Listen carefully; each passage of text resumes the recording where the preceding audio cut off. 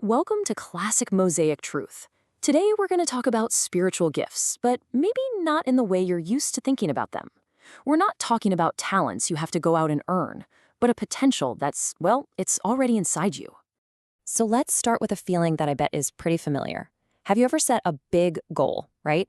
You work your tail off for it, you finally get there, and then the feeling of satisfaction just vanishes. It's so fleeting, and you're kind of left there thinking, wait, is that it? That whole experience? It points to a really powerful truth. Chasing the result isn't the real point. So today we're going to unpack a totally different way to think about all this, and we're drawing from Emilie Cady's classic work, Lessons in Truth. The whole idea is to figure out how to stop that endless chase for the next thing and instead learn how to unlock this really deep, lasting source of fulfillment that's, you guessed it, already part of who you are. You know, a lot of us start this kind of journey from a place of need, right? We feel like something's missing. Maybe it's peace or strength or just a clear sense of direction. And that is perfectly okay. It's totally human. But the thing to remember is that starting point, it's not where you're meant to stay. It's just the door opening. Okay, so here's the first big shift in our thinking.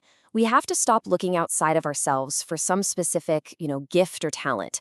The real key here is to connect with the one single source that all these gifts actually flow from. The way Cady talks about it is like an inner fountain, a wellspring of potential that's just there, inside every single one of us. It's not something you have to go out and find or earn. It's already part of the package.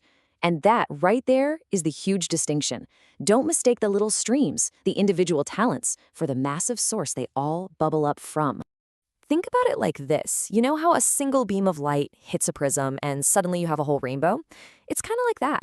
This one source expresses itself in just countless unique ways through each of us. For you, it might show up as this incredible patience when things get stressful.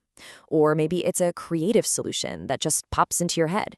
Or hey, it could just be a simple, pure feeling of joy.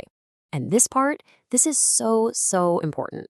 The goal here isn't to look at someone else and wish you had their gift, their talent for public speaking or their amazing artistic ability. No, it's about fully and authentically expressing the qualities that are uniquely yours. Because that specific expression that only you can bring, the world actually needs. Okay, so having a limitless source of potential inside you, that's a really beautiful idea, right? But how do we actually use it? How do we tap into it? How do we turn on that inner fountain? Well, according to Cady, the answer is, it's surprisingly simple but also incredibly profound. It's love. See, love isn't just another gift on the list. It's the operating principle. It's the motive. It's literally the key that turns the lock. The on switch that lets all those other amazing qualities inside you flow out into the world. And please don't think this is some abstract philosophical idea. Not at all. This is incredibly practical. It shows up in the most normal, everyday parts of our lives. So let's get concrete. Let's look at 3 common areas where these gifts, powered by love, can really show up. Okay, first up, your job. A spiritual gift at work doesn't have to mean you're inventing the next big thing. It can be something as simple and as powerful as integrity. Just doing the right thing, even when nobody's looking. It's about the quality, the intention you bring to whatever it is you do every day. And what about in our relationships? I think one of the most powerful ways this inner source can show up is through the gift of just really listening. I mean, really listening. Not just waiting for your turn to talk, but giving someone your complete, undivided attention. That act of presence, of seeking to understand, that's an incredible gift. And then there's how we can serve others, which again, doesn't have to be some huge public thing. Sometimes your greatest gift is as simple as bringing a little bit of sunshine into someone else's day. A kind word, an act of encouragement, just lifting someone's spirits. That can be an incredibly deep and meaningful spiritual practice, right there. Okay, so this is the crucial part. How do we make this real for you? Like right now, today? How do we take this from being just a cool idea to something you actually live? All right, here's a super simple 2-step practice you can try. Think of it as an experiment.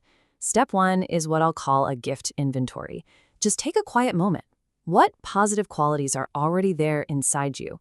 Patience, kindness, a creative spark?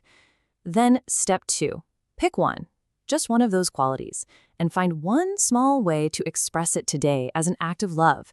Seriously, the most powerful place to begin is always with what's already inside you.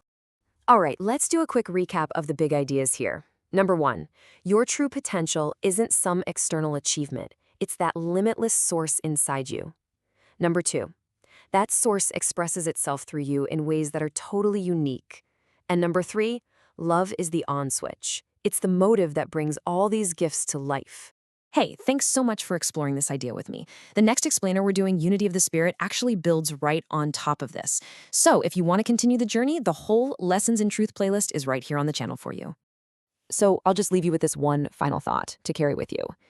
What if your greatest gift isn't something you have to go out and get, but something you just have to allow?